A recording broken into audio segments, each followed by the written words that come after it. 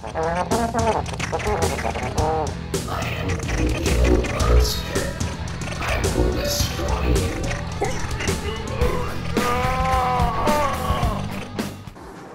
Flotsam, flotsam, who's got the flotsam? Yes sir, two. Big, disgusting. Bags full. Past Sunday was the 100th anniversary of the running of the Indianapolis 500. And my 82-year-old dad watched it every year that I can remember. It's the only race he watches all year. Doesn't watch NASCAR, doesn't watch any other Indy races. Just the Indianapolis 500. It's kind of his own personal tradition. Now, being 82, he's got some cognitive difficulties. He's got some issues with the blood flow. Are we near Takey-Outies? Yeah, there is Takey-Outies again. Chinese restaurant. I think they should open a Japanese bakery next door to it. Call it Land of the Rising Bun. Because Japan is Land of the Rising Sun. And buns rise. Let's never speak of this again. He's got some issues with the blood flow to his brain. Apparently blood flow to the brain is important if you want to keep track of certain things like the time, what day of the week it is, the date, house keys, how to run the microwave, where you left the microwave, where did you leave your car keys, and what would you do with them even if you had them. He's been asking me since April when the race was. Every week is it this Sunday? Nope, it's still a month away.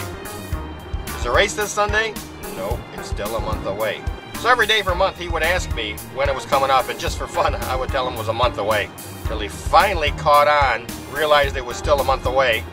Next day I came over and turned it on his TV. Should have seen his face.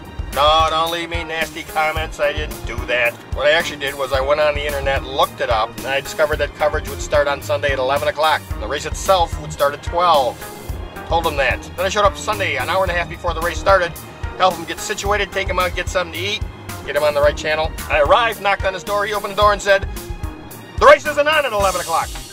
Now, I'd been an engineering manager for many years, had quite a few courses in negotiation, so I knew how to handle this. Yes, it is! No, it isn't. Yes, it is! No, it isn't. Yes, it is! No, it isn't. How do you know it's not on at 11 o'clock? I have the TV on. It's not on. I said, well, it's not 11 o'clock yet. It's only 9:30. No, come on in. Pointed at a clock on the wall. It's one of those grand old wooden clocks with the pendulum. Looks like a grandfather clock, only smaller. Kind of like maybe an adolescent grandfather clock. And you gotta wind it.